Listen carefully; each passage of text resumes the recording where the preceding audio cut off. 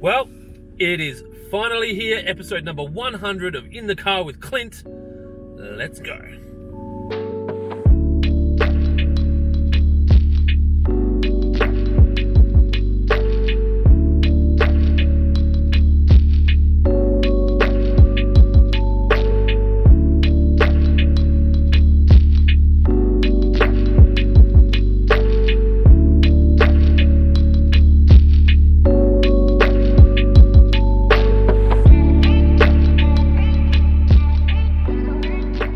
School was kind of moving along nicely until I moved to Japan. So I did my my first year of year 11 was in Japan, in Nagano, Japan. I lived with a host family over there, the Shimojima family. So there was an exchange program organised where I flew to Nagano, lived with this family, mum and dad and two sisters that lived at home. There was 3 girls in the family in total. I was very selfish through that period. I didn't assimilate with Japanese culture as well as I should have. I didn't study at school. I didn't care about anyone but myself. I didn't abide by the laws of the country. And probably my single biggest regret from all that is that I never stayed in touch with that family after I came back, which is really bad. And there's periods where I look to go back and, I've been in China and thought about flying to Japan and surprising them. And it's 20 years ago I left there, so who knows where they're at. But so I came back from Japan and I would have gone into year 12, so the last year of high school with my friends. I hadn't studied anything in Japan because I didn't do anything while I was there except play poker on a Game Boy and smoke cigarettes in the photo developing room. So I did photography over there, and because I was like, I don't know, I was a ghost effectively, like white guy in the middle of a completely Japanese school that everyone recognised but no one cared about, and I'd just disappear into the photo developing room and smoke durries and blow out through the exhaust fan. I'm sure the exhaust fan went out to where a bunch of teachers were smoking, but and so I came back and I had to redo year 11, so that was real challenging for me because I've never had a problem making friends or fitting into social circumstances, but so I had made a whole new group of friends. So that year 11 year and the year 12 year at that point, so I was kind of with my friends, but then my other friends were in year 12 and it was really hard. And then when that group of friends that I grew up with moved to uni, I was on my own in the school and I just stopped caring about education. I wasn't dumb. I was probably on track to get an 85 or a 92 TER if I'd applied myself and didn't drink my way through year 11 and year 12. And so I got to a point where I had a job at Domino's Pizza at Dernancourt, and I was a delivery driver there. And I think the store got purchased and it was under new ownership. Mark Paxton bought the store, and he and I somehow worked out that I'd be better off leaving school before getting my year 12 certificate and managing a Domino's Pizza franchise. So I went to Domino's as a 19-year-old. I must have done 2 or 3 years there, and that's where I really learned about policies and procedures, and an unbelievable thing for anyone that's got kids in their teenage years that are thinking about, I guess, pushing them in a direction. If you can get a job in a McDonald's or a KFC or a fast food restaurant, it's fast paced. It's well policied. There's not too much variation around the things that need to be done. So, working at Big W or Woolworths was a little bit mundane for me. It wasn't enough fast pace. Like, I worked at Woolworths when I was young as well, and stocking shelves is just boring. Whereas Domino's was fast paced, like ring phone, like these pizzas are going to go out now. Hurry up, cut it faster, make it quicker. Answer the phone, service the customer. People tend to complain more about pizzas being incorrect than running out of apples at Woolworths. Like, you start dealing with customer complaints really quickly, and as a 17, 18, 19-year-old or a 15-year-old for some of the staff there, you get put in some really challenging situations early. So Domino's have this Domino's development fund where you can save up to buy a store. So they garnish your wages until you've saved $50,000, and then they go guarantor for you to buy a store, and then they've got this funnel of really good managers buying stores, and it keeps you engaged. Because I was on 26 grand a year running this shop, and I was happy because I was saving up for my future, and I knew if I got my shop, I'd get my boat and my house, and like everything would be cool. But my mate was working at Newton's Sand and Metal, and they had an irrigation shop called T&I, which is Turf and Irrigation. It was owned by two guys, Frank and Serge, and I went in there as a shelf stocker dude, similar to how a lot of people start in Waterpro, and went there to serve customers and fill shelves and sweep floors and all that, and climbed up the ranks there over the next 5 years. And when I left Newton's, I was the sales and marketing manager for the business. Michael was my business partner when we left Newton's, but I met Michael when I was working at Domino's. He actually taught me how to deliver pizzas, so he was the first person that, he was probably the most senior person at the shop that wasn't a manager. He was had done time there. He was respected by the management. He understood what he was doing.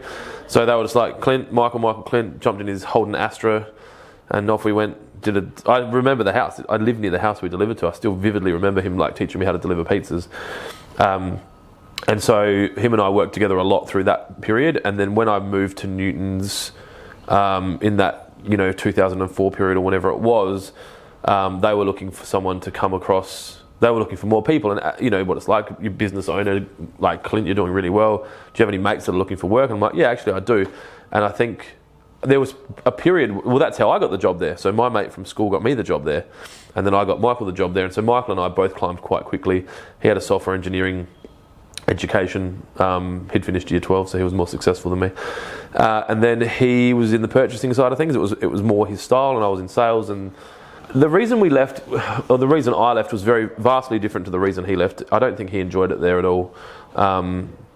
He always wanted to start his own business. I was a really good employee. I didn't really have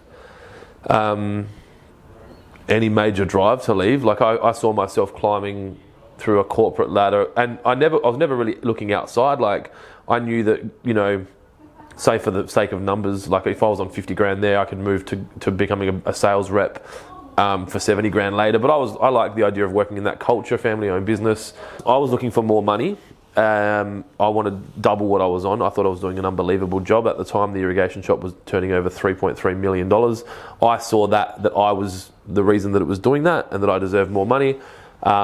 I didn't get more money, and I don't think that was the catalyst. I was like, oh yeah, cool, I don't get more money. I asked, but I didn't get it. But Michael and I used to go walking. I've always had that battle with my weight, and he didn't. He was always doing fitness and going to the gym, so we just started walking at night. And we just got talking about the different options, and he's like, I'm going to leave. And I was like, oh, okay. And he's like, you should leave too. We should start a business together. And we're kind of like, well, what should we do? What would we do? And we came up with this idea to open a company. Well, at the time it was a partnership, but we registered the name as Fluid Designs. Now, we'd worked in an irrigation business, selling irrigation, and I understood pipes and water and pumps and that. And we started doing a few little jobs for builders. There's a guy called Joe Malisi, who I'm pretty sure Malisi Homes or Malisi Construction. There's two different Malisis now. Him and his brother have different companies, but they're massive now. He got us to start installing pumps in his water features and doing some basic repair work. And I remember getting $50 for this, to go labour to change this pump out. And we were like, $50.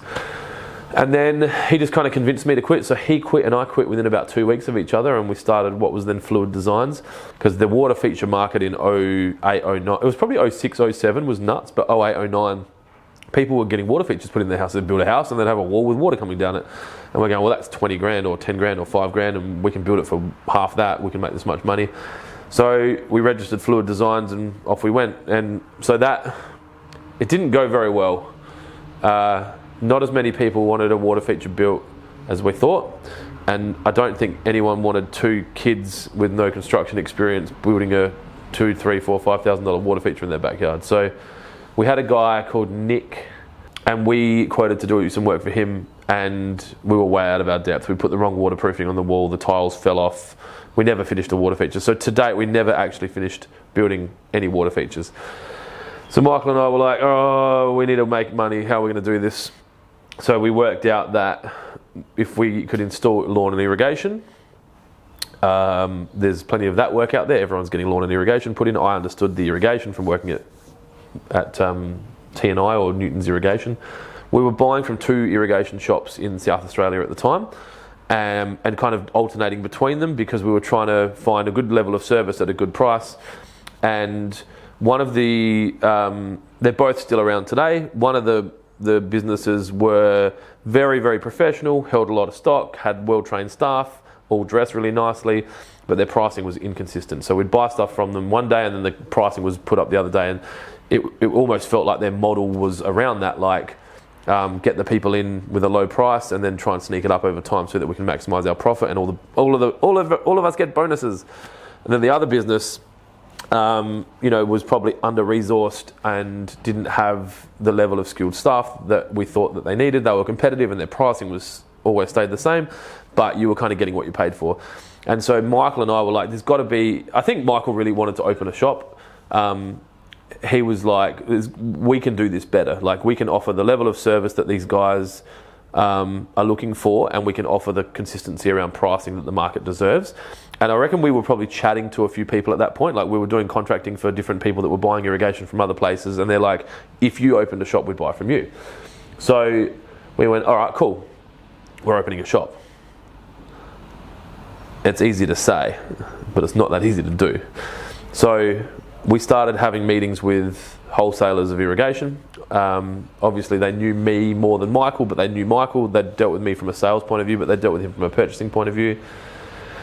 And we had this little office in Holden Hill. It was like an old hairdressing salon / tattoo parlour as part of a little L-shaped kind of corner store complex where there was a deli, and there would have been a few little businesses like a struggling accountant and a struggling irrigation installation business and a struggling deli.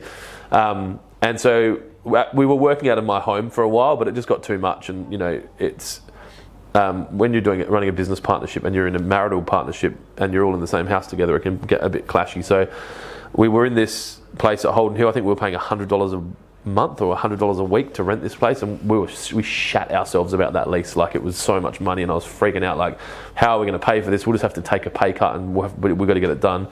So we had these early meetings with their first suppliers there, and we're like, we're opening an irrigation shop, and they're like, yeah, okay, where? And we're like, over there. Like, it was at that time, it was Kent Town. And then we went and found a building in Stepney, so that was Waterpro 1, Stepney, 1/36 Henry Street, Stepney. So we went there, and we were like, we're going to open an irrigation shop here, and we've got one of the suppliers to back us, and they're like, yep, we'll give you an account, we'll do the right thing. Like, and they put themselves on the chopping block, because you think about it, like, we're these two kids that have come from one of their existing customers, and that we're like, we're going to open an irrigation shop.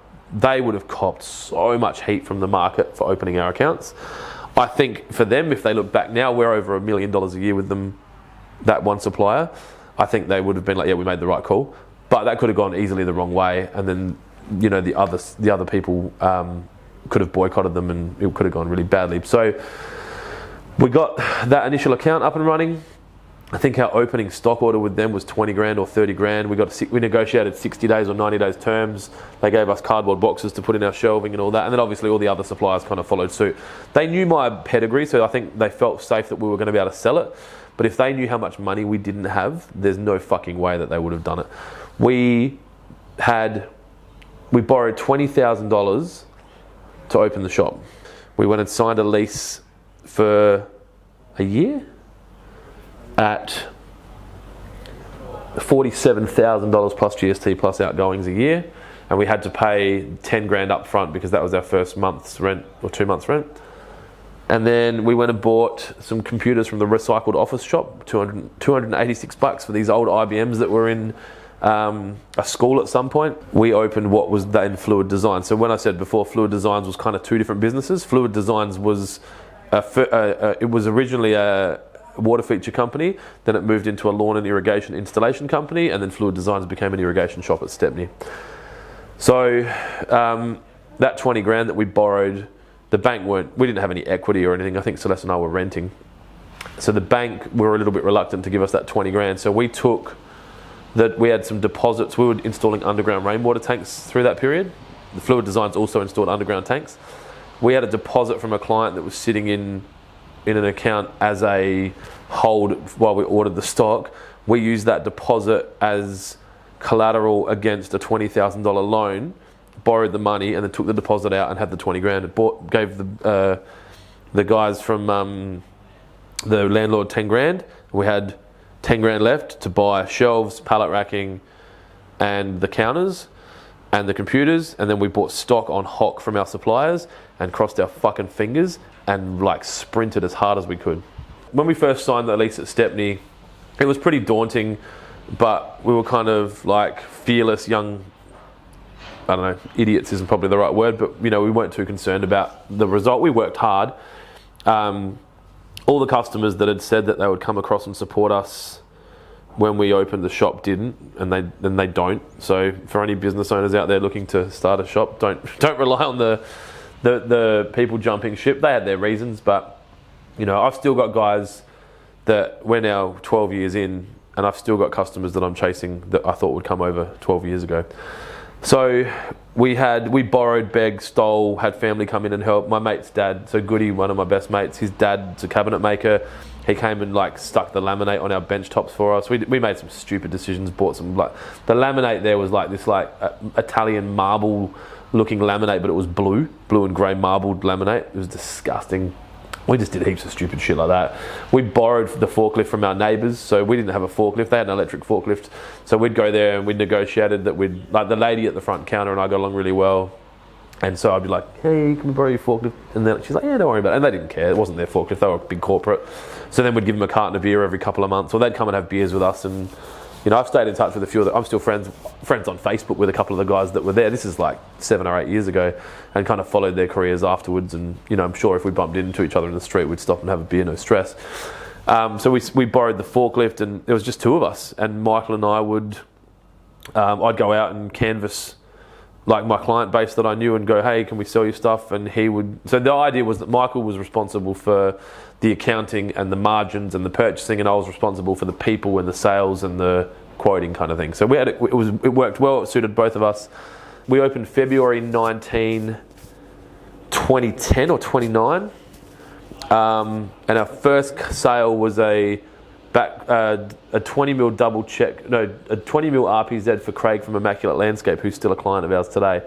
And I still have that invoice somewhere. Like, it's funny, you talk to people. I listened to a thing the other day on the guy that invented Shopify. And he's like, you ask anyone that runs a Shopify site, they'll be able to tell you what they sold, where they were, how much it was, the first sale they made on the Shopify. Now, I don't remember our first online sale because it was very blurry, but I remember the first time he bought that, and that was before we actually opened. So it took a long time. It takes kind of 6 weeks to build a shop, and we thought we could move in on January 1st and be open January 1st. But there's so many things you don't think about. You wait, and you're delayed by other people because no one else gives a shit that you're trying to grow a shop. So the shelves get there late, the stock gets there late. Customers don't need stuff; they hold stuff back. But anyway, that Feb, I'm pretty sure we did about 8 grand, and then I think the next month we did like 40 grand, and then we did 60 grand, and then we did 80 grand, and then we did 100 grand, and it just grew up to $1 million business relatively quick. If you look back on it, it probably didn't feel like it at the time, but to grow $1 million business isn't easy. And so we had Michael's friend Luke doing admin for us because he had done accounting at uni, but he's a musician, so he was kind of like, making music, happy to work. And then our first sales role we hired was Chris, who still works for Waterpro today, manages Waterpro. There was a period when we were in that shop that we were still installing underground rainwater tanks and running the shop, so we had kind of cash coming in from that, but it was a very interesting time. And I remember vividly having a builder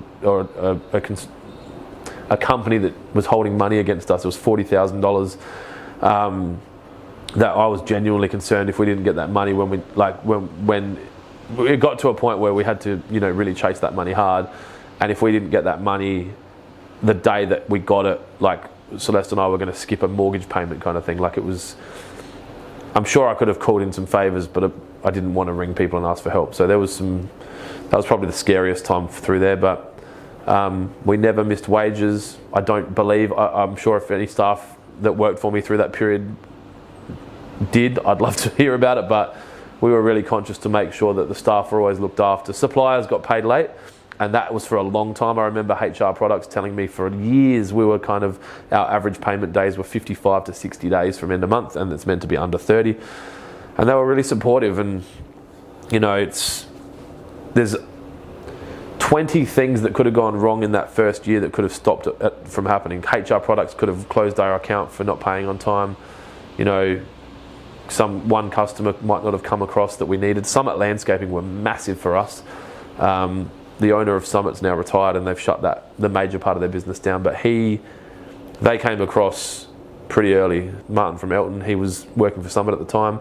Him and I were close. We did a lot of work together. They were one of the first customers to go, yeah, we'll buy from you. And I think without, say, them, we might not have made it. Like, there's a lot of those little, I guess, what people would call luck. And I think there is an element of luck there that we managed to find a place in Stepney that worked. We managed to find a landlord that was like, yeah, okay, we'll give you guys a go. Because, like, who are these two kids that walk in and negotiate, we're going to open an irrigation shop? And then an irrigation supplier could have said no.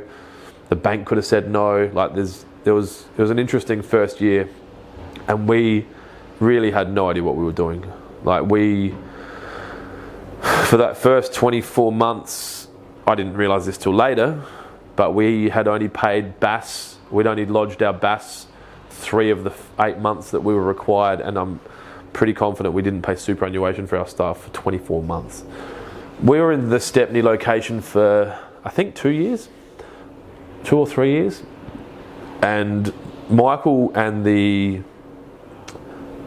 real estate agent really didn't get along well. Like, I didn't like him, but I've always been able to kind of, like, probably be soft with people. Like, be probably a big, one of my downfalls as well as one of my strengths is, like, I won't fire people because I don't want the conflict. I'd rather pay the rent because I don't want to have a difficult conversation, so I put myself in a situation. Obviously, we were paying our suppliers pretty late. We were also paying our landlord pretty late, and he would rock up and just be a challenge. So we decided that we were going to move from Stepney and we were going to look for another building. And at the point we had turnover, so we were okay. We moved to, we started looking around and we found this building in Kent Town, which was an old office building, and everyone that looked at, like, even I looked at it and I was like, you're crazy. So Michael was the reason we went to the building that we're in now. And he's like, no, this is perfect. We've got front access, back access.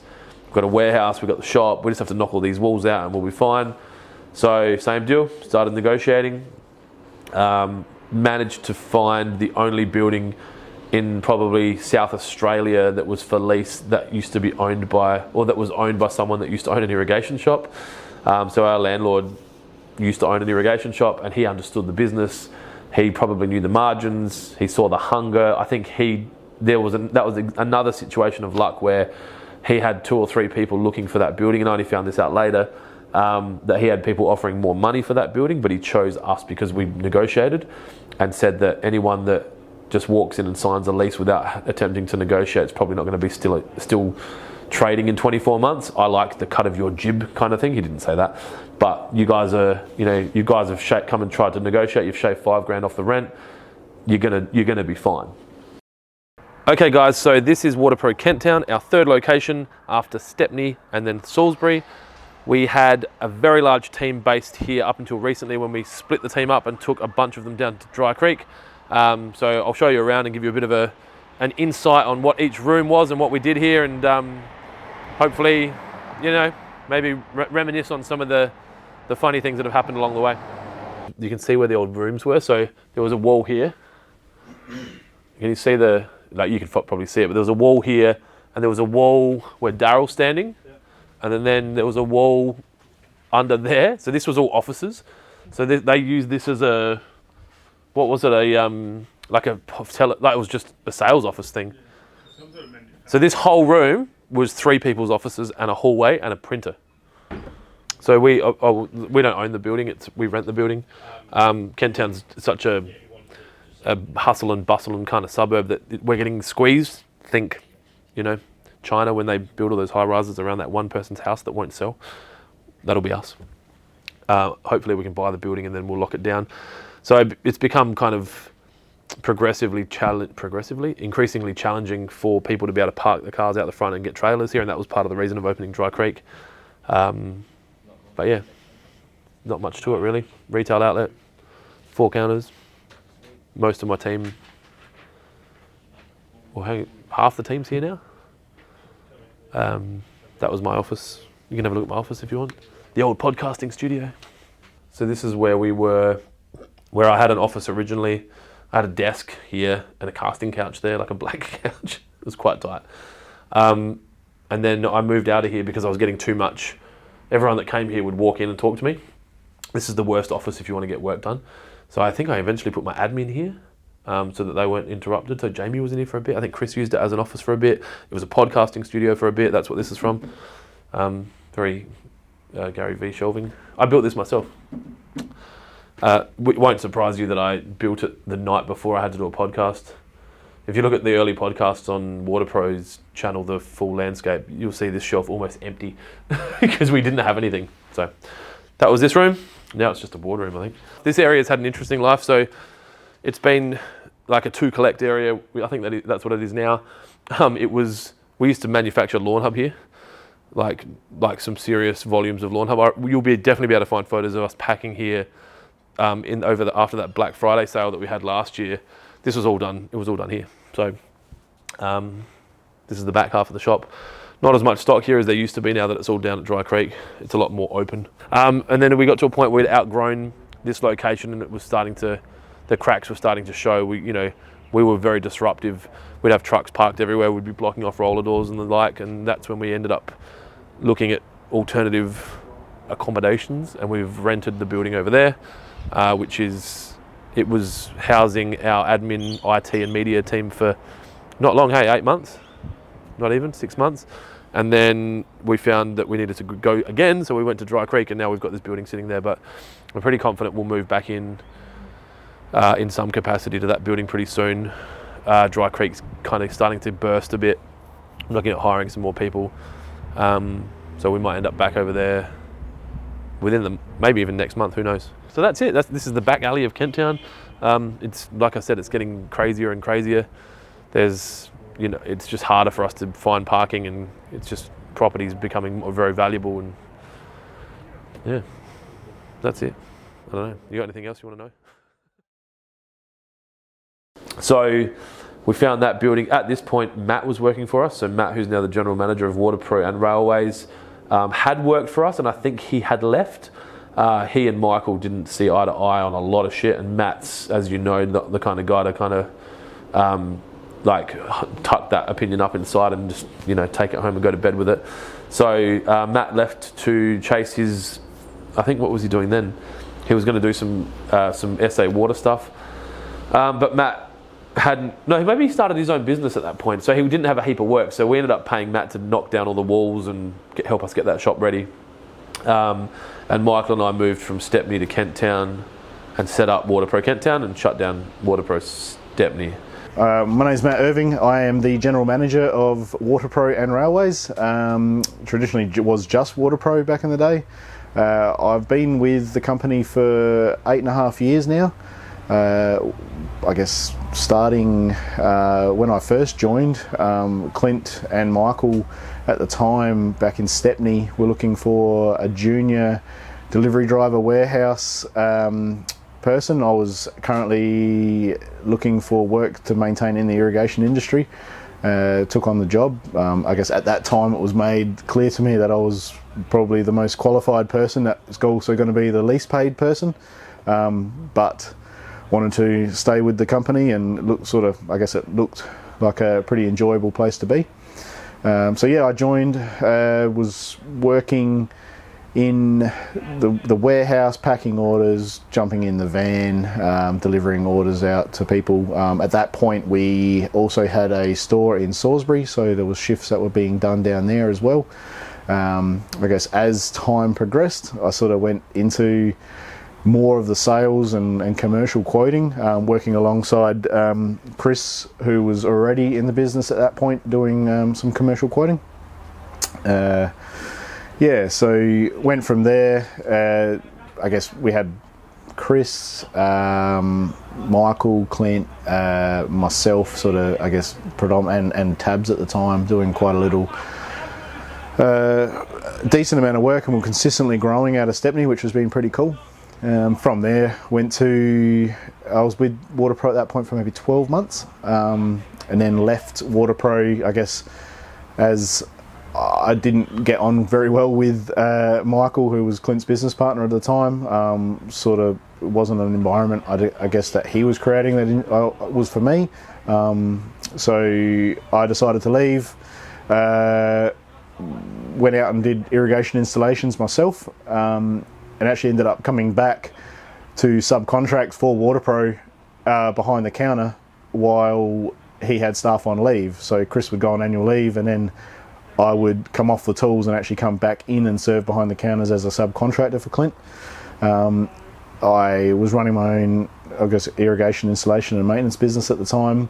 Clint offered me a position to come back and work for Waterpro again. At this point, we were talking about going into Kent Town. From there, I guess Clint was actually kind enough to help, I guess, with the transition of bringing me back in, also facilitate the acquisition of, the sale of my business as well. So, Waterpro Salisbury was another challenging time.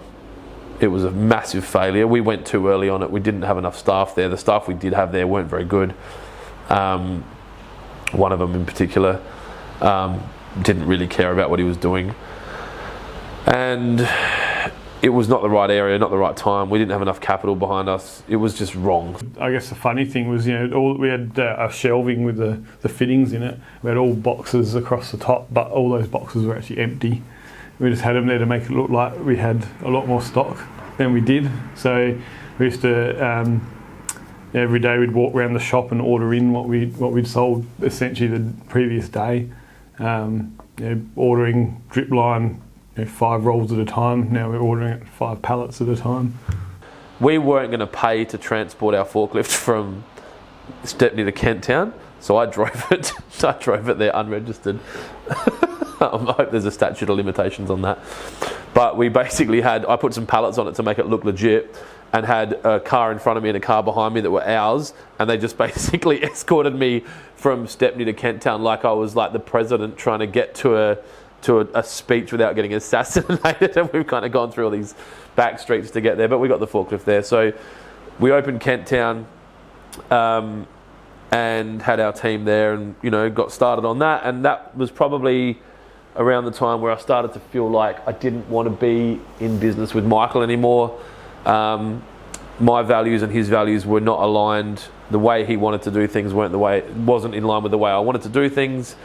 And I probably should have had a difficult conversation with him earlier, and I probably let it fester too much, and I really started to resent him as a business partner, and he probably felt the same way about me as well. And then I think I'd had Jack at that point. So Celeste and I got married in January of 2010, and Jack was born in 2013. And I remember promising Jack as a 6-month-old, I was feeding him one night, and I think I was crying, and I was just like at a point where I couldn't do it anymore. I didn't want to be in a partnership anymore. And I promised Jack that I'd change and it wouldn't be like this. And I mustered up the courage and I typed up an email to Michael, because I couldn't even confront him to talk to him about it. Like I really don't like confrontation, and I didn't want to have a conversation about it, and I thought that it was going to go in the wrong direction. I typed this email up about explaining how I felt, sculled 1 to 2 bottles of red wine, and hit send, and closed my laptop and went to sleep. And then I think I got a message or an email from him the next morning. Michael used to go to the gym in the morning before work, so I'd open the shop at 7 and he'd come in at 8, and we'd try to do an 8, 7, 4, 5 kind of thing. And he's like, "You want to talk about that email?" I'm like, "Yeah." And we talked about it, and he's like, "Look, I'm probably comfortable with selling you my half." Like, he'd talked about wanting to leave the business and be an inactive director and still take a director's cut, and I just couldn't see it working. The shop was making, I think we made, I don't know, we were making our wages basically, so you weren't really buying anything, we were just buying stock. So we negotiated a buyout. He was really good. He said, "Look, I don't want the money up front," because I was going to try and borrow the money and pay him out in full, and he's like, "No, like obviously the business can't sustain it. Just pay me $1,000 a week, and that'll give me a runway to start my own thing and do my own business, and it wouldn't take too much. It wouldn't put Waterpro under too much pressure." the business was Waterpro at this point. In 2010, we converted it from a partnership to a company because we'd made too much money, and there was tax reasons for that. And so I bought Michael out, and then I think we were at Kent Town at this point. 20 weeks into me paying Michael out, I got a phone call from the Australian Taxation Office saying, "Hey dude," they don't say dude, "Hey Clint, this call is being recorded for training and educational purposes. We've picked up some anomalies with your BAS and we are performing an audit on your business. Please make yourself available and have the following documents ready for blah, blah, blah, blah, blah. Have a nice day." And that kind of phone call, your whole heart just sinks and you're like, and I wasn't educated enough around what we were doing. I trusted that Michael and the accountant were taking care of the numbers and that I was taking care of my side and that it was all cool. I still take responsibility because I should have, as a director of a company, you need to take responsibility for knowing your shit, and I didn't know my shit. So I reached out to Michael and said, "Hey, we're getting audited. Like, this is the dates and stuff, this is what they want to do." And his response was of the effect of that, like, "You're the owner of the business now, so that's your thing to deal with. I don't know how I can be of any help." And so I went, "All right, cool," and spoke to the ATO, had the meetings. This dude from the ATO rolls in, like, exactly what you would expect. Like, he looked textbook auditor, like light blue shirt, dark blue pants, black lace-up shoes, thick glasses, grey solid briefcase, like the kind of thing that you would have bought in the 80s. And he sat down and I was like, "Hey mate, how are you?" He's like, "Yep, good." I'm like, "You want a coffee?" He's like, "What do you think this is?" kind of thing. Like, we're not having fucking coffee. He didn't say that. But you can't give me a coffee. No, I'm fine. I just need these documents. So they started the audit. I didn't really know what to expect. I wasn't insured for it. I wasn't prepared for it. I wasn't educated for it. All I knew was that I was in trouble. Michael wasn't really coming to the party around it, and that the ATO, I didn't know where this could go. I'm like, are we going to lose the business? Am I going to lose my house? What's going to happen? So luckily the audit was only around BAS and IAS. I say luckily because we weren't doing anything wrong elsewhere, but a big audit requires a large involvement from your administration and your accounting team, and that costs money.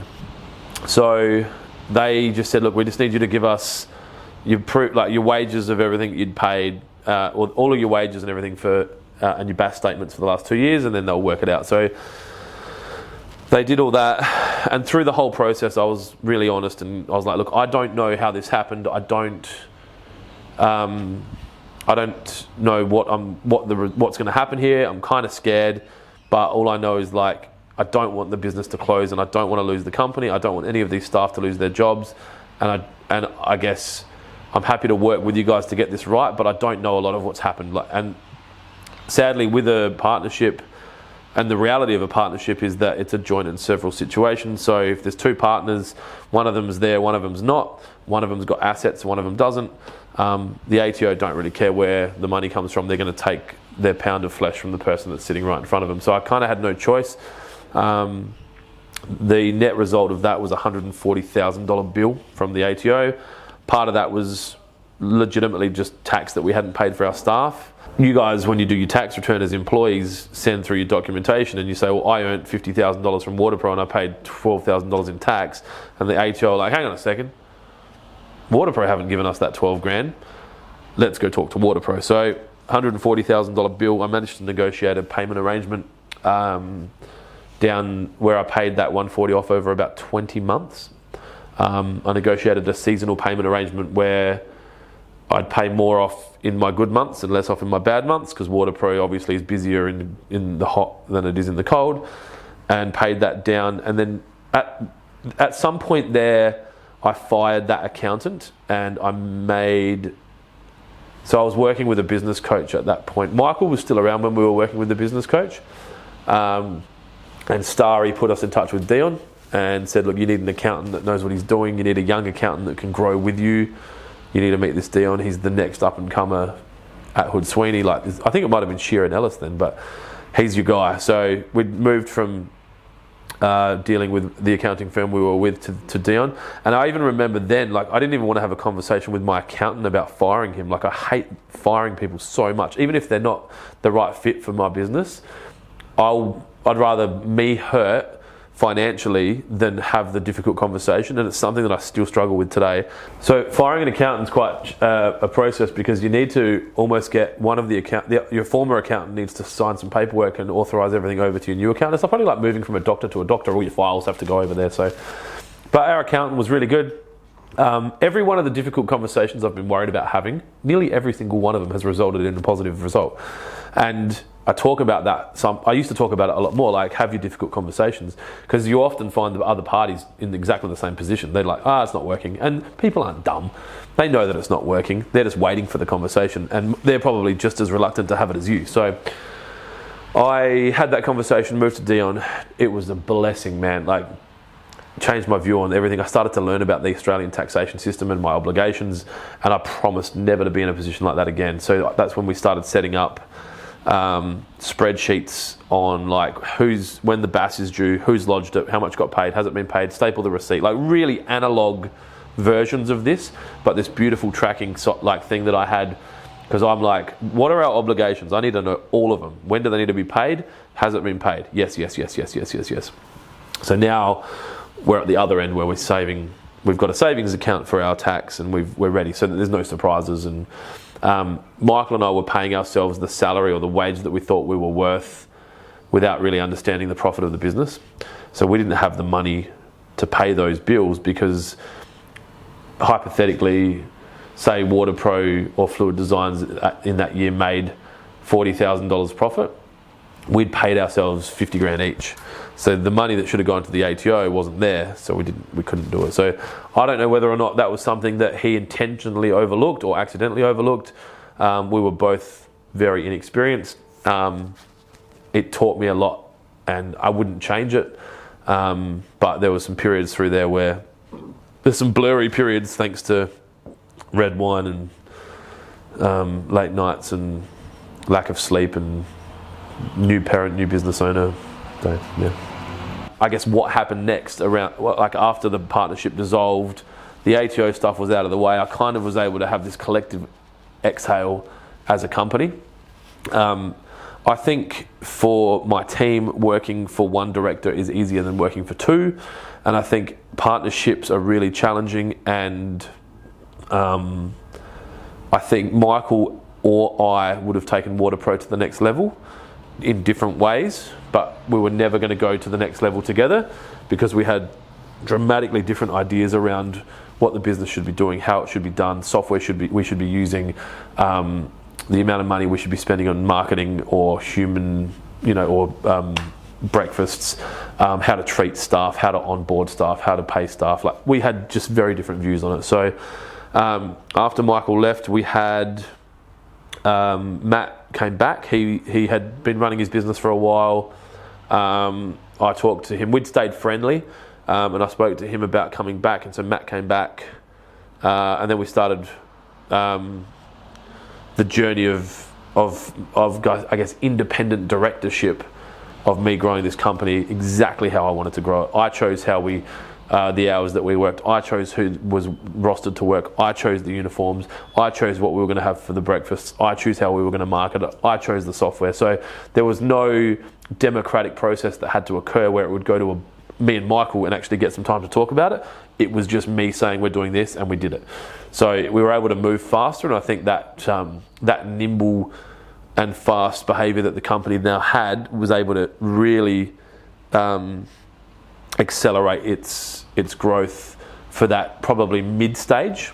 So we obviously had the startup stage where Michael and I were trying to get it off the ground, then the middle stage where we were kind of like finding our feet and understanding who we were as a company, and now we're in that third stage of we really know what we're doing. We understand our market. We've got good market awareness. We're a 10-year-old brand. Now it's time to rinse and repeat and really replicate that.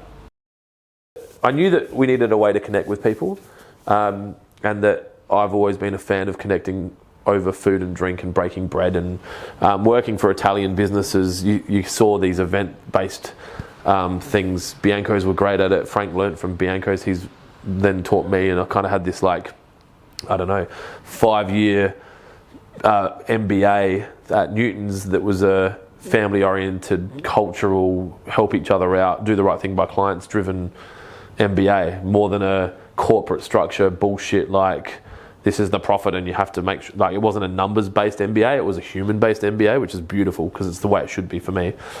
So we just started doing these barbecues. So we would do once a month at Stepney.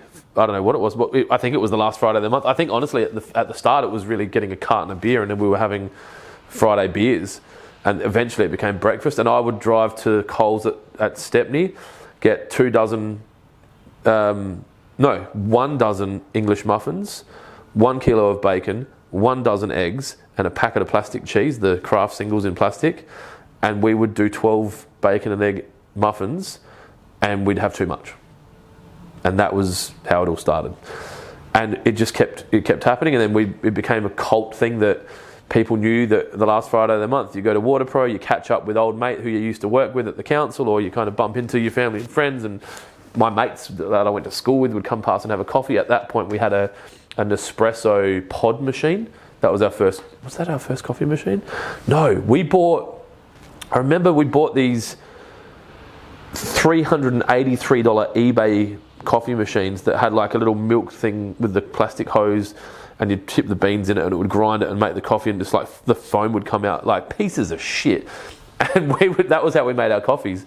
And then I remember having so much trouble. Like Michael was arguing with it because we were buying them on eBay, because we used to sell a lot on eBay, so we'd buy stuff on eBay and use our PayPal, and like trying to send these coffee machines back. So we ended up moving to Nespresso pods, and we were buying 200-300 pods at a time. We'd only buy the Ristretto, which is the black pod. That's the best pod that Nespresso do, and we'd usually do 2 pods, double shot, foam of milk, and people liked that coffee. That was the coffee that we had. That's all we could afford. So it's always been part of the culture. That we did the breakfasts. It's now just gone nuts. I love that. Like barbecue days for me are the best. Being able to have, because I don't want to work. I hate working. I don't want to sit down and look at spreadsheets and do this and that. I want to shake hands and make eye contact and share food and share drinks and share stories and be part of the community and understand what people are doing and strategize about things that we can do. I hate all the other shit. So those Fridays is permission for me to get to, like now, I guess we have 60 or 70 brioche at the 2 main locations, and then I think we have 20 or 30 here at Dry Creek, and I get to talk to people, staff that haven't seen me for ages, in a relaxed environment, over food, customers, like everyone knows I'm going to be there. So even I don't know how this is going to play out over the next 20 years. I've got a pretty good idea, but I still want to go to the barbecues. Now that might mean that I can only go to Brisbane once a year, but I want to be at the barbecue at our Brisbane store, and then I want to maybe spend a couple of weeks in Queensland and then go to our other store and then fly to Sydney and do those are the days that I enjoy the most, because that's when people are at their most relaxed, and I get to give back to our community, which are so supportive. So this is our start of month barbecue at Railways. It's usually a lot better than this, and unfortunately Mother Nature decided that we needed more rain for the plants and for the oceans and for the rivers. Usually we'd have 30 or 40 people come through Railways for this. Waterpro Kent Town. Oh, we get more actually. We get 60. Yeah. So this is Mudge. Usually he complains about standing behind the barbecue, but today I never complain. He never complains. So we have a barbecue. We invite customers. It's a thank you more than a please. It's just designed to say, thanks for either being a customer or even just thinking about coming by and buying some stuff.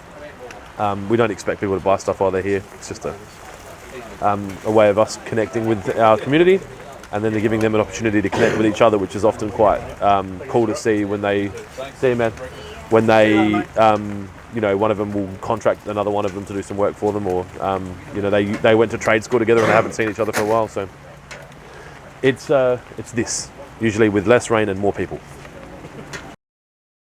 Rob Cooper from Distinctive Gardens gave me a book called Built to Sell, which was a hard copy book.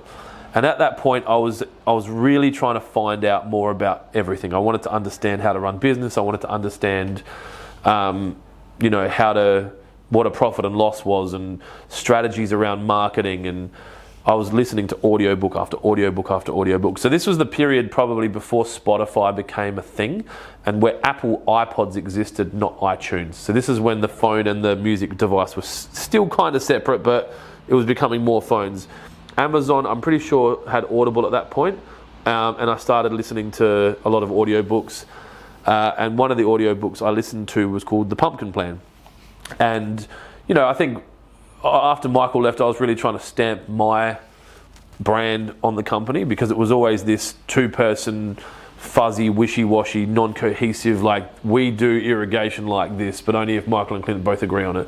Whereas I was like, no, like, this is what we stand for. And I started listening to books, and I was sending, like, you know, those books to Matt. I think Matt was managing the shop at the time.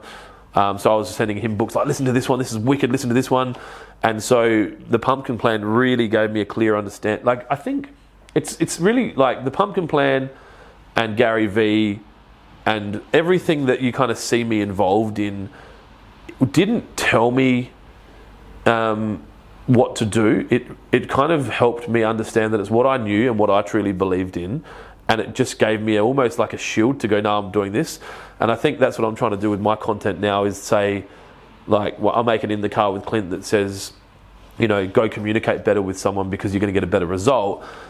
I hope that gives someone a shield to say, this is a video I watched. It's a bit of a soft entry. So after the Pumpkin Plan, I was like, yeah, like, I've always hated the, we need a company mission statement. Let's sit in a room for a whole day and write down 20 words that mean what our company means, and then we'll circle them and we'll pay a consultant $5,000 and we'll get a fucking piece of paper with 5 words, and now we've got a new logo that's another $10,000. Like, it doesn't feel right for me. I acknowledge that it's great for so many companies, but I really, like, I wasn't looking for a democratic, like, all-in whiteboarding session around our values. I knew what, like, when you're a sole director of a company with 5 or 8 or 10 staff, the company's values are almost your values, right?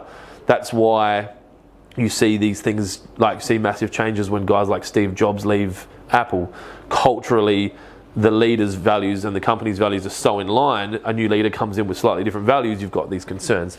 So it was really easy for me to come up with the 12 immutable laws off the back of that book. I think I ripped a few off from them, and then I rolled it out, and the guys loved it. They're like, yeah, that's funny. And it's like, you know, no dicks allowed and fuck normal, and everyone's like, oh, that's like, you've got swear words in their corporate stuff. Oh my God, well, how edgy. But it's just how I felt, and I think it made it really easy for the guys to articulate our values and be really confident that they could go out into the public and be like, we won't deal with that person because they're a fuckhead, and they've continuously been a fuckhead, and they don't pay their bills on time, and they don't do this and they don't do that.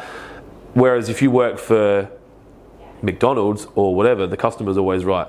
They could take a shit on the counter and flick it in your face, and you'd have to say sorry and clean it up and like, can I get fries with that? Like, we're not that company. And I think it empowered my team to, they had something to believe in, and they had a document digitally or physically that they could wear, like that stood for something. And I think it actually changed the culture. The public saw it for what, like, it made it very easy for someone, if they wanted to come and work for us, to determine whether or not it was in line with their values. It made it really easy for a client that we were chasing to understand if we were the right company for them.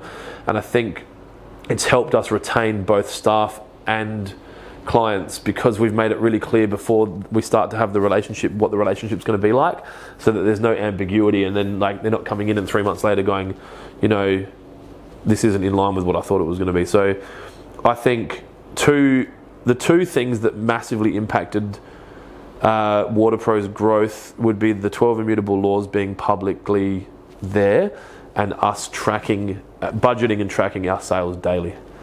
That would be that has been heavily tied to the success of Waterpro. Lawnhub came about because of Waterpro. So Waterpro was and it is an irrigation business and was doing irrigation, and obviously, as I've just kind of talked about, I was spending time listening to audiobooks, and I'd started spending some time on Facebook and trying to grow the company's Facebook followers and trying to get more engagement and trying to sell irrigation through social media. And I saw this Facebook page pop up called Lawn Porn, and I was like, oh, that's interesting. Like, he had 7,000 page likes at the time, and we had 2.5. And I was like, holy shit, like, this page is 2 months old and it's got all these likes. And this is back, you know, these weren't paid likes. Like, people actually liked this page. It wasn't from advertising. So I ended up reaching out to him and saying, hey, I own an irrigation shop in Kent Town, and we do this and this and this. Like, is it possible for me to say sponsor your page or pay to share a post or whatever? Because he had so many followers, and he was like, oh, I don't even know what that looks like. Like, I've never done that before. What does that mean? And we just started to have this dialogue, and we became friendly and decided that Waterpro were going to, you know, sponsor some pages. And I think at the time he was like, no, look, I don't want any money for it. Like, I'm just happy to do stuff in the community and whatever else. So we were doing like monthly giveaways, and then I ended up putting an irrigation system in his house for free, making videos, and he had a YouTube channel. And at that point, Lawn Porn was just a Facebook page. It didn't sell anything. And then it led into him having a conversation about wanting to start having a brand. So he decided that he wanted to sell fertilizer, and they were going to have Lawn Porn fertilizer. So he went and trademarked the brand and got the logo design and did all that. And at that point, I was spending a bit of time consulting in an unofficial capacity. So he'd ring me and like, hey, this is what the fertilizer manufacturers are saying. What do you think? And I ended up having a handshake deal with him to help him with the business. So he was like, look, he actually suggested it. He's like, you're doing more for the business than is reasonable for nothing in return. I want to give you part of the business so that you've got equity in it and you can help grow. So I was like, sick. And he's like, we want to give you 20%. And I said, look, I think 20 is too high for what I'm doing. I can't ever promise that I'm going to spend a lot of time on this. You're going to get the quality of my brain, not the quantity of my time. And I'll come to you with ideas, but I can't sit in a room for a whole day and spend time on things because I'm running my own business. Yep, cool, 10% it is. Handshake deal, no worries.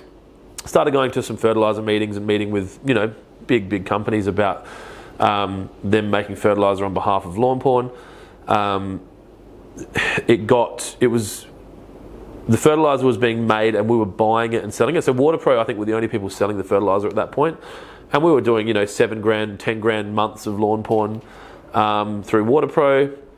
And then there was a point when the company was worth $140,000 in our minds based on profit for the year and, you know, a basic way of working out the value of a business. And he was obviously felt like maybe I wasn't doing as much as I should have been doing for my 10%. We had no written contract, so he rang me and said, look, if you still want to be involved, you need to give me $14,000 for the 10%, or like, you can't be involved. I basically don't need you to be involved unless you want to give me money. So that caused me to go into Clint mode, which sometimes when I think the best way to put it is I spend more time than is healthy trying to balance the ledger of morality. And if I see something happen that's morally inaccurate or morally out of balance, and I have a way to rebalance that morally, I will almost kill myself trying to recorrect that moral balance. And what I saw as an immoral balance for that, I went, I'm going to do something about this. The only way I know how, like, I'm not going to go have a street fight. So I'm starting a company. I'm coming after you. So, you know, funnily enough, Waterpro, a lot of the fire in my stomach around Waterpro comes from a single conversation with an employee of a competing irrigation shop 10 years ago. And it still fuels me today. And this person doesn't even work for them anymore. And it pissed me off that much that I want to destroy the company that he worked for. It's just me. Like, it's business is a game for me. I've got a super competitive nature. And if you do the right thing by me, I will have your back till we both die. But if you do the wrong thing by me in business, then the gloves are off and we're going to go crazy. So Lawnhub started from that. It was kind of meant to be a bit of a joke and a fuck you at that point. Like, you know, like, if you think you can do that, I will do this. And then it just kept escalating and escalating and escalating to the point now where we've got 1.5 staff and, you know, a hopper and fertilizer, and we're getting manufacturing done and you know, we're spending money on Facebook ads, and we've got a website, and we're shipping across the country daily, and we're having conversations with resellers that are looking to stock stuff for next season. Like, I don't have any anger to the situation anymore. Now it's purely, I have a responsibility to keep this going. I've spent $20,000 on trademark law trying to fight one of the corporates who tried to trademark my name. I've hired staff. I've got people that have left 10-year careers like Max to come and work for me. Like, I've got a responsibility to turn this into something really big, and it's kind of outgrown revenge now, and it's actually just its own pure thing.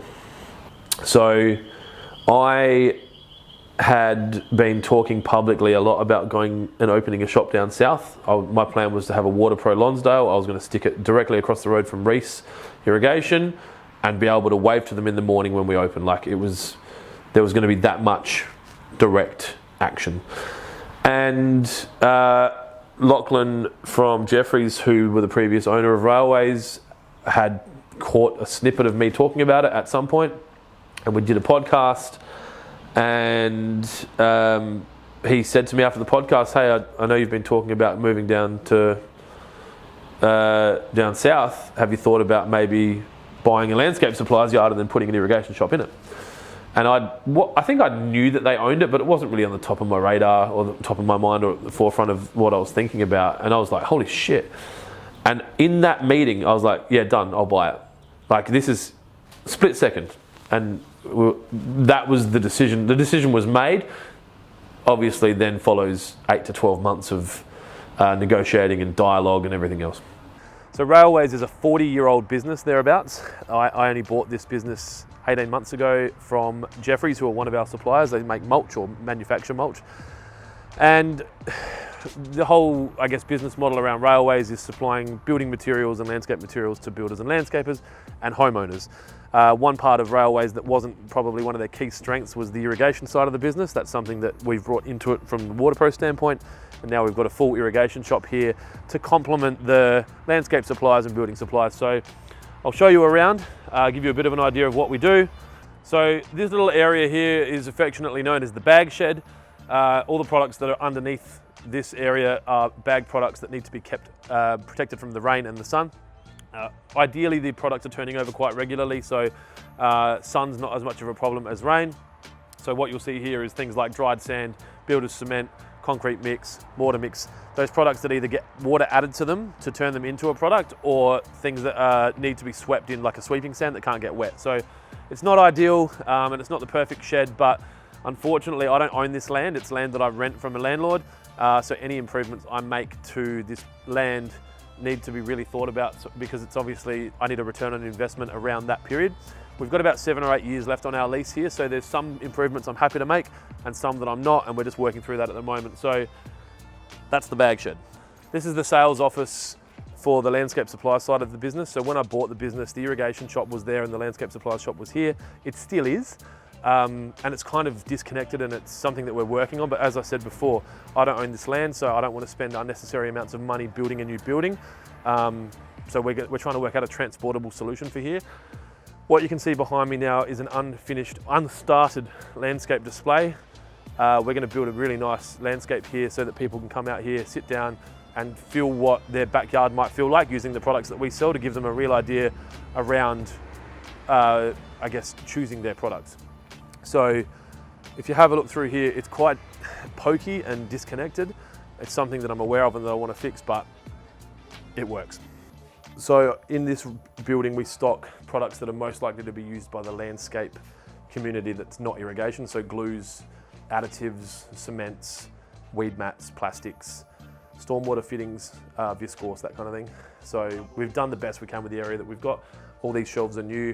When we first bought the business, they had, just walk in front of it, you can see, we had timber sleepers sitting on top of pavers. I'll see if I can get a photo of it and give it to Aiden, he can cut it in. They just used stuff they had in the yard.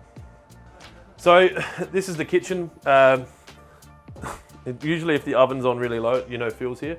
Phil starts warming his lunch up when he gets here in the morning and warms it up at like 40 degrees for about 15 hours, but he's not here today. This is the coffee machine. I've talked about it before plenty of times. Before we actually had paid the settlement to buy the business, this coffee machine was installed. This is the first thing I'll do in any new business is install a coffee machine. Matt has worked around us long enough to realise that me making vlogs is less important than him selling shit. So he will walk in front of the camera, unlike the other guys. So yeah, we've got coffee here.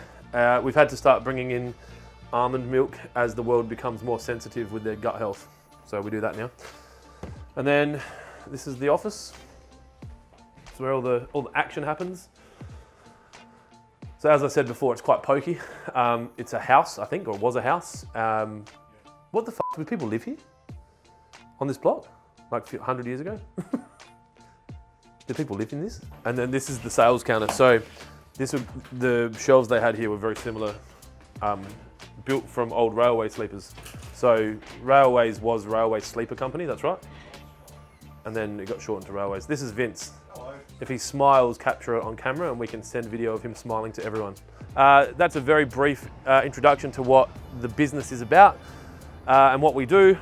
It's quite I enjoy the business. The customer base that we work with in the landscape industry is unbelievable. Everyone's good. There's no crazy hero types that think they're better than everyone. And if they are, they're buying from our competitors anyway. But that is that. There's a lot of things I want to change about this place around the kind of displays and the buildings and that. But the reality is all of that costs money and we will just do it as we have time. I think Waterpro at the time, that financial year, they'd done 4.9 or 4.7 or thereabouts. You know, we weren't super powerful. Like there wasn't like I had a cash reserve that I could go, I had to borrow to buy Railways. But when I got it all down on paper, it made a lot of sense. You know, the business was able to pay its own way. It already had staff. It already had a 40-year location reputation. It already had an irrigation business, albeit small. I was looking to negotiate to buy it off of an existing supplier so that was going to strengthen the relationship. And we just started talking about it. And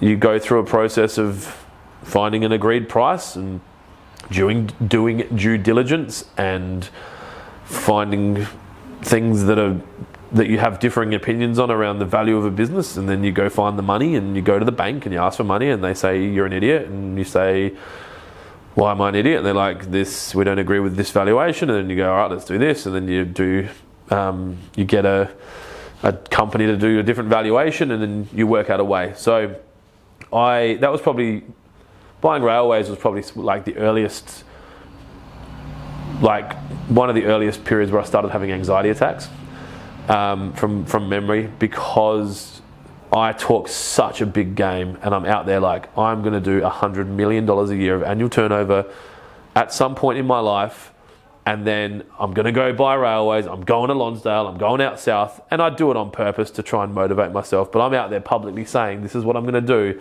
And there were points there where Railways felt like it wasn't going to happen and the deal was going to fall down, and that was probably one of those real pivotal moments in my life where I worked out that it doesn't matter what other people think about what you're doing. You're the one that has to live by your decisions. And you know, I think Dad wasn't supportive of the deal as it stood. He wasn't against us buying it. He was just against the deal. And Dad's someone that I go to for that kind of counsel, because he's run businesses for his whole adult life. And then Dion was against it, and I was like, fuck, like.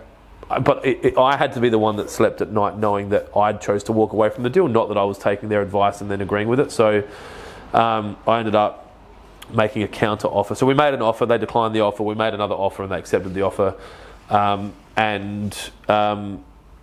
Then we went through the process of, you know, financing it and then communicating with the staff around the fact that we were coming, and then letting the market know. And then I remember September 1st I had in mind that I wanted to start trading, and then we were having a lot of trouble getting the finance over the line for whatever reason, and I think Lachlan was like, it's all right, we can just wait till October, it doesn't matter. I'm like, no, like I have to do this. Like I was so adamant, like I didn't care. I was gonna go, you know, it was the same shit happened here when we tried to move like to Dry Creek. Like someone in an office usually fucks up my plans, because the document got stuck up someone's ass or fucking whatever it is. So I'm like, where's my loan? And they're like, oh, who knows? Like it's, you know what, you know how these things happen. I'm like, this is my fucking life that you're talking about. Like I'm trying to start a new business, and you can't, like if you're going to buy a business from someone mid-year, it's not September 14th. Like, you have to close off a month. So the good thing with September is it's the start of a quarter. So what, you want to run it to like October, or do you just wait till January? So you're going to have staff that don't agree with what you're doing. You're going to have staff that are like, we've always done it this way, we want to do it that way. You're going to find that the loader's got this problem that costs $5,000, a clutch blows, the software is not compatible, the landlord is different to deal with than the landlord you've got. Like, there's just this multitude of things that you don't think about. So that first, I don't know, I worked there fairly heavy for that first period, until I kind of felt comfortable that we'd got enough back. And then I had to come back to Waterpro because we got these plates that we're spinning, and you kind of got to jump back and forth. So there's a lot I would do differently if I had to do the railways thing again. It's a unique type of business. It's not as profitable as irrigation, so it wasn't the smartest business decision.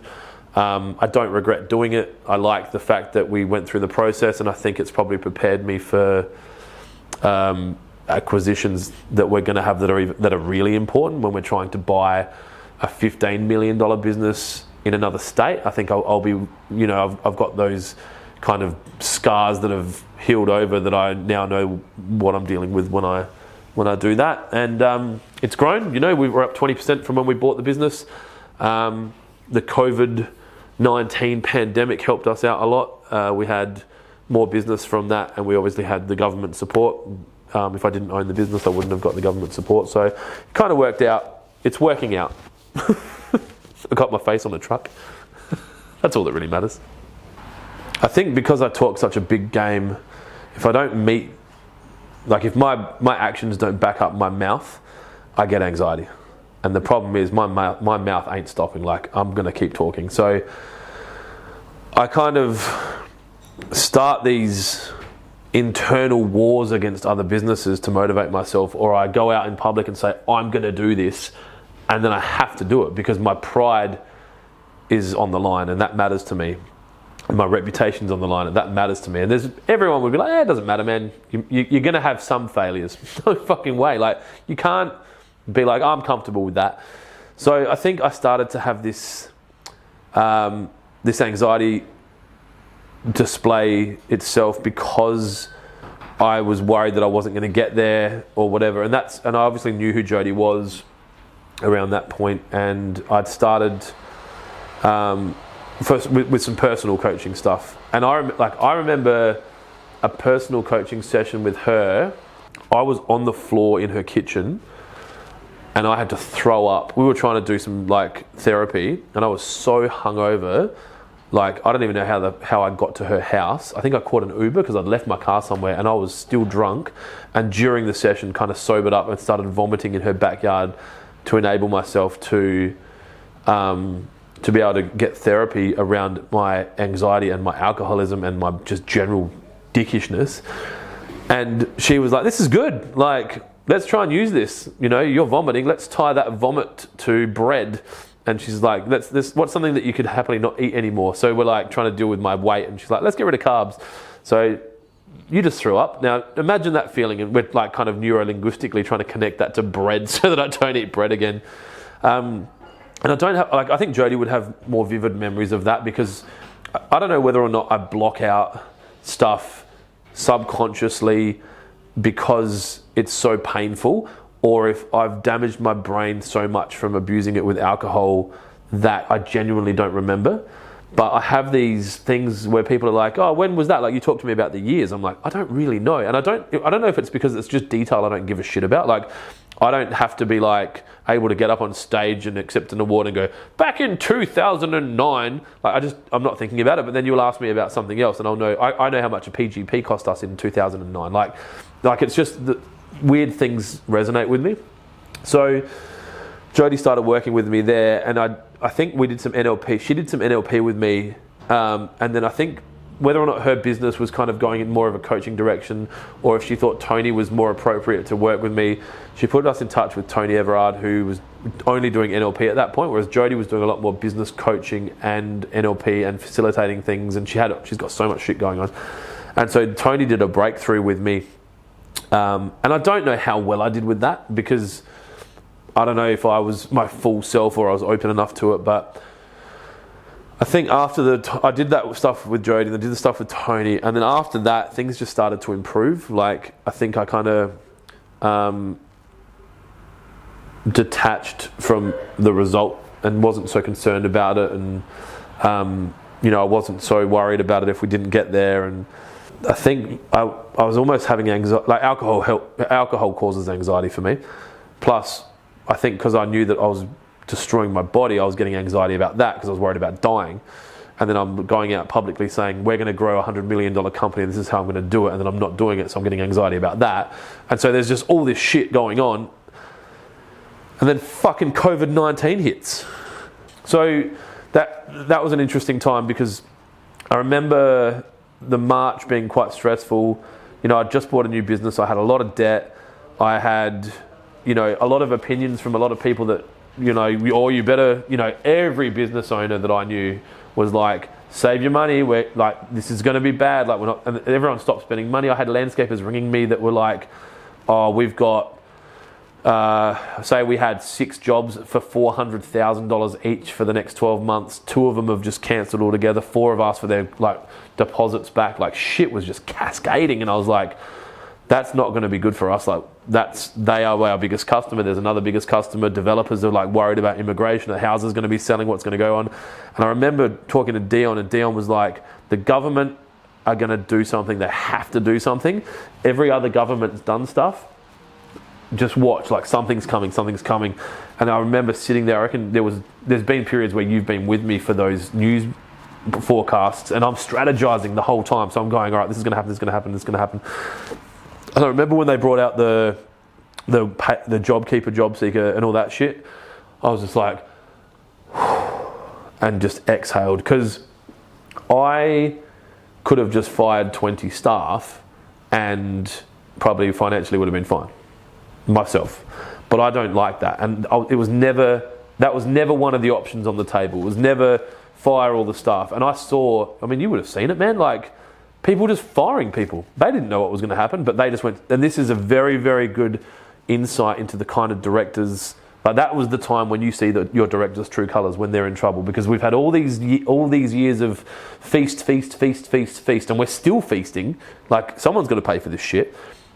And then a hint of famine, and you get businesses firing their whole business. I'm not paying rent. We're not paying tax. We're shutting our companies down. We're closing the doors. It's like, hang on a second. We've known about this for like a week. Let's digest this a bit more and like see what's going to happen. And I was sending out videos to the staff, just reassuring them that things are going to be okay. I've got a strategy for what we're going to do. And we didn't get rid of anyone. We were supported. Waterpro was supported. Railways was pumping. Like, I remember April, we did a record month, and I was there 30 days straight. We just didn't stop. And that was when I was drinking at my heaviest. And I think I started drinking heavily from the stress of COVID. And then when everything was good, I was like, well, there's not much else to do. I guess I'll just keep drinking. And I was drinking 20 standard drinks a day, back to back, driving from Railways, going to the Ed, getting some beers, going home, riding myself off, going to sleep, waking up and doing it all again. And then I guess at some point, I think everyone's been through this, at some point you wake up and you're like, hang on a second. I can't do this for the rest of my life. Like, I can't drink my way through COVID. Like, we've been supported, the industries are fine, everyone's happy. Adelaide's been super lucky with lockdowns. Maybe I should cut back on the alcohol now. So I think a lot of people have been through that. And I've spoken, it's interesting. Obviously, the more I talk about alcoholism and my recent like changes with alcohol, the more people reach out to me. They're like, yeah, I was like smashing beers, and like, you know, people that you don't even think about, that it's like, no, I was like drinking to get to sleep, 2 bottles of wine. So COVID-19 was a testing experience, but our businesses have come out better for it because of the amount of money in the industry. I feel so much for gyms and restaurants and, you know, hospitality venues, live music, like people that they legitimately like 6 months no trade, like no money. And the government support, I think the government did the best they possibly could, and I have no criticism over what they did. I just think that sadly we we were probably one of the lucky ones, and there was probably some industries that maybe didn't quite get the fairest level of support, but there was no better way to do it than how the government did it because of the you just have to make one rule and try to make sure it covers as many people as possible, and I think a few people probably fell through the cracks, but all in all the country's strong to the point where we're struggling to find skilled people to perform the work now because there's so much money in the system. But we'd been talking about opening another location. In business, I think things move quite fast. We kind of were like, all right, COVID's done, government money's in the system, there's a lot going on. All of our customers are starting to get that public sentiment raised again, and there's people signing their contracts again, and there's we're talking to large developers and clients that are doing that kind of work for them that have got booked out to 12, 24 months because the government put so much money into the system around housing grants and getting blocked. Like developers were trying to build roads quick enough to sell blocks to get slabs down so people could get their government grants for their houses. So it just went nuts, and it was just the right time for us. We'd tried to open a location out north once before. I talked about Salisbury. Salisbury was a baby shop. Like you could almost fit Salisbury in my office, but we had to find another warehouse. Matt and I had talked about the budget for that. You saw how many, we had that office with all those people, and then we had all these other people like jammed into the room, and I think Waterpro Kent Town had so many people and so many personalities in one room that it was starting to get a little bit abrasive, and no one had any breathing space. I mean, even from a COVID standpoint, I felt like there wasn't even enough room for us to actually have that many people. So we were looking for warehousing. I had this theory that stock was going to become hard to get for a few reasons. We'd actually had some bushfires here in Australia in the January or December leading into the COVID shutdowns, and I think a lot of people kind of got overlooked and forgotten about that. And I'd thought that a lot of those bushfires in the rural areas, or if there was any agricultural areas where they'd lost irrigation system, were going to have their insurances come through it all at around the same time, and there was going to be this massive buoyancy of work around vineyards getting new irrigation systems put in, or polypipe going out to run main lines to dams. All through the Adelaide Hills we had it was all blue line going out to try and get water to troughs and farms. And so I was just like, I feel like we're going to be low on irrigation. And then when COVID hit and they're like, boats aren't moving around and there's nothing leaving, and like the world's angry at China for whatever reason, and China's not going to supply stuff. And I just felt it was just a gut feeling, like an educated gut feeling. So we decided to open a warehouse here to be able to ensure that we hold a lot more stock. We couldn't have left it any longer. We'd outgrown Kent Town so much. Like what Jared's able to do here in a day would have taken 4 days down there, because those little toy puzzles that you had as a kid where it was a shape and there was only one square missing, and you'd have to push the squares around to try and get like the right squares in the right order, almost like a 2D Rubik's Cube. Our shop was a Rubik's Cube of stock, and you have to move 2 pallets to get one, whereas here you just go get that one. So Dry Creek's, I get asked a lot about it, and people are like, oh, how's Dry Creek doing? And it's if Dry Creek was solely dependent on the amount of irrigation that we sold over the counter through that door, we'd be broke. Dry Creek's purpose was to house a large number of staff and to house commercial distribution side of the business, of which it does beautifully. That shop is like an added bonus. It just sits off to the side, and then people can come and buy stuff. But and we haven't had a proper season yet. I think kind of once the weather gets hot and we start to see people that have, say, built houses in the north driving to here rather than driving into the city, because this is a good option. I think we might start to see a bit more retail, but it was definitely the right decision. It's the right location. It's the right size. We've got room for growth. The rent as a percentage of turnover is beautiful. It's close to my house, close enough to my house. There's ample parking. It gives us a good training area. Obviously, through the processes of buying new businesses and setting up new companies, we've got to a point now where we've got 4 companies. So Lawnhub, Waterpro, Railways, and Dirt Cart. Dirt Cart is an app that I'm getting built at the moment, which you'll see more about in time. That's its own company. Lawnhub we've talked about, and then Waterpro and Railways you're all aware of. The idea, once we had that many companies, was to create a holding company above that group, which we have called Hectagon. I laboured on that name for a long time, where I was getting harassed, but it was really important for me for that the parent company of all my companies, so every other company we open from here on in will be under the Hectagon group. It needed to mean something, and I played with Clint Group and the Clint Group and Clint Co, and it was I felt like it was a little bit too self-indulgent and dickish, and cool, if that's what you do, like, call your business your name, that's beautiful. But for me, I felt like I'm such a team and goal-oriented director that I wanted it to be a team and goal-oriented name. So Hectagon is a 100-sided polygon. My personal goal in the business is to grow it to a $100 million company. 100-sided polygon, $100 million company. So we created that. Next financial year, so the 21-22 financial year, our targets for Waterpro are $8 million of annual turnover for Waterpro, Railways is 5.5, Lawnhub is 1, and Dirt Carts probably 0. Might do a little bit, but that'll be very kind of like beta testing with some people and seeing how that works. I don't imagine I will start any other companies this financial year.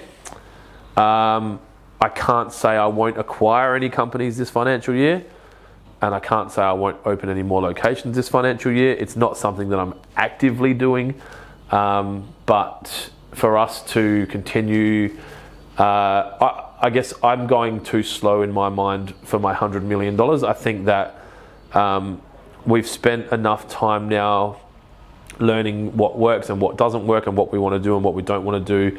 I've built a really strong team in my finance part of my business is strong. My irrigation part of my business is strong. My Lawnhub part of my business is strong. My Railways part of my business is strong. My media part of my business is strong. My IT is really strong. I feel like we're ready. We're at this precipice of, or this like time where I'm about to fall off the edge of this waterfall, and it's going to be fucking nuts. We're doing a lot of social. I'm trying to grow my personal brand. I'm trying to talk a lot about business. I'm trying to talk about kindness in business. I'm trying to talk about how I did my business and how I think it can help you grow your business. So we don't have a real solid goal around the 100, but I definitely want to be doing $100 million before I'm 50, which gives me 12 years. I don't like the idea of doing it with external investment, which makes it hard because we have to fund our own growth. We may end up getting to a point where I have to have a silent partner, like commercial investor. I'm not sure. I don't think about it that much. The process of chasing $100 million of annual turnover is more around what I do to do it, not getting there. So if it took me double the time, but I get to do it on my own and do it my way, it's probably the way I'm going to choose. Waterpro will be in every state of Australia before I die as a physical location. I don't expect Railways will. It just depends. I'm playing with the idea of a northern landscape suppliers yard. I think if we open any more irrigation shops in South Australia, it'll be from acquisition, not from creation. I don't think we need any more irrigation shops in South Australia. I think if I went into a market, say, like in the north, we'd be better off buying a shop in Gawler or Williston than opening one. I think if we went to Mount Barker, we'd be better off buying a shop than opening one. Maybe Port Adelaide, but we're pretty close now. You'd open one. And then if we went into other states, or when we go into other states, it will only be when I'm confident that I understand the state that I'm going to, and I'm really, really conscious to be respectful of the existing market. And ideally, if we are acquiring companies to grow Waterpro, we will be acquiring businesses where their current director's values are very in line with mine, so that the transition between owner to owner is strong and seamless, and that we're not having to reculture a business to match the culture of ours, because for us to move fast, I don't want to have to do that. And I know that in every state there would be businesses like Waterpro. I'd rather not compete with them. And if they're at a point where they're looking for exit, then that's great. Lawnhub's going to be one of those little like explosive anomalies, I think. I feel like that brand's getting to the age now where people know what it is. We're getting interest from resellers. I have to make some hard decisions around the direct-to-consumer model versus reseller model in the next 3 to 4 months.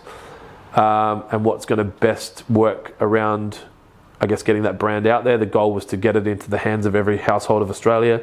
I think that's going to be better done with a reseller model than a direct-to-consumer model.